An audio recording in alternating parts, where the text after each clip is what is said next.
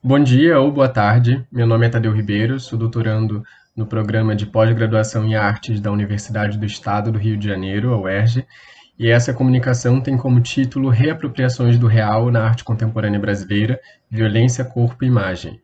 Nessa apresentação, busco explorar relações entre violência, corpo e imagem na arte contemporânea brasileira a partir de algumas obras que suscitam operações de reapropriação do real.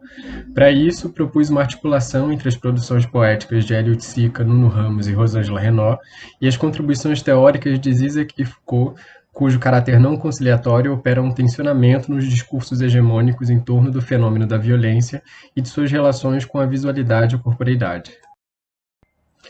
Eu propus uma seleção a partir de um recorte das obras desses artistas, que identifica diferentes estratégias poéticas para operações de reapropriação de imagens, fatos e textos, sobretudo de origem midiática.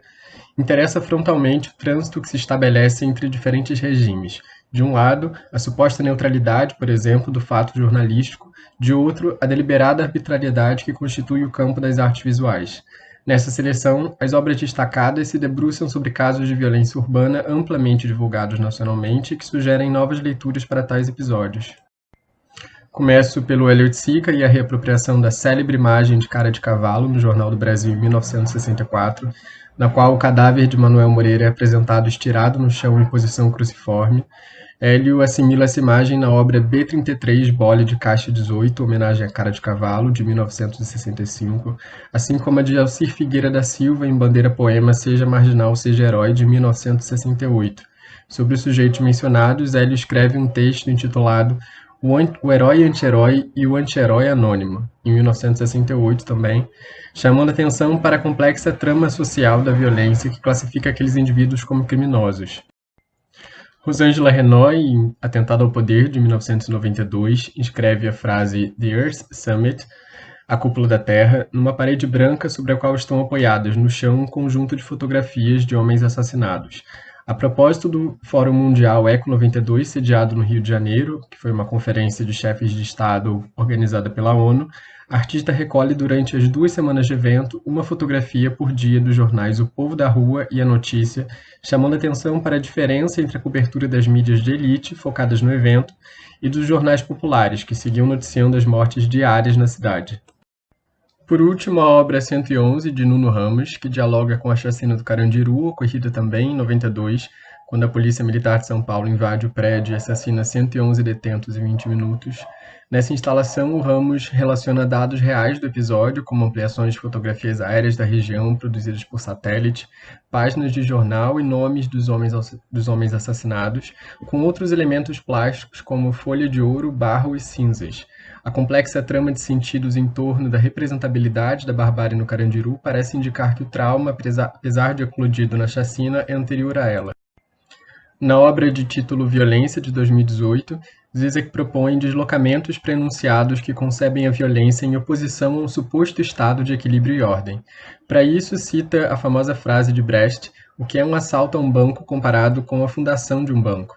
A argumentação de Zizek rejeita a oposição entre violência e ordem. Sua crítica parte, em grande medida, da interlocução com Walter Benjamin.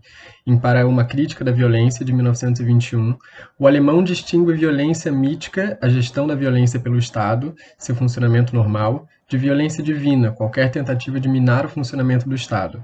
Para Benjamin, o Estado, por meio da justiça, da polícia e do parlamento, executa uma violência de direito, a violência legalizada, normalizada.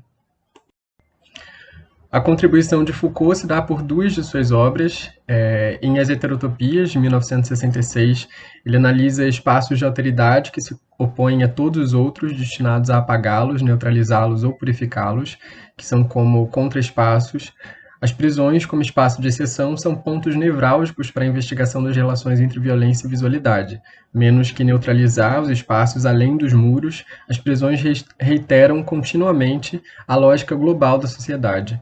A violência nesses espaços é, portanto, menos um acidente que um projeto que se retroalimenta. Em Vigiar e Punir, Foucault investiga a ascensão do que chama de dispositivo disciplinar, marca de um poder descentralizado que se dá no corpo. Nesse sistema, os corpos desviantes à docilidade e à produtividade são inscritos num determinado regime de visualidade. As características das instituições disciplinares evidenciam esse fenômeno. A observação, o registro e o exame passam a ser peças centrais desse sistema. O corpo é minuciosamente observado e investigado, seu corpo é material do qual se extrai um saber. Fabricam-se no corpo noções rígidas de classificação, normas de gênero, sexualidade e etnia. Os prisioneiros assassinados, assim como o próprio espaço do cárcere, oscilam entre monumento de apagamento e atualização da ordem. Me parece que o pensamento de Zizek e Foucault atravessam os 3 trabalhos citados na medida em que desnaturalizam e embaralham noções hegemônicas de violência corpo-imagem.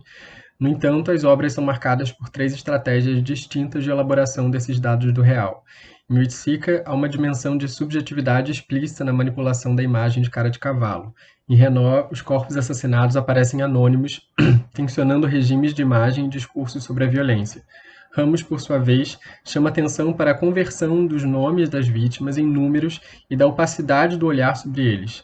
Se as classificações dos corpos e sujeitos por tipos sociais, o criminoso, o delinquente, o louco, etc., operam através de um regime de olhares sobre eles, os campos de visualidade do real e das artes visuais evidenciam também diferenças de olhares.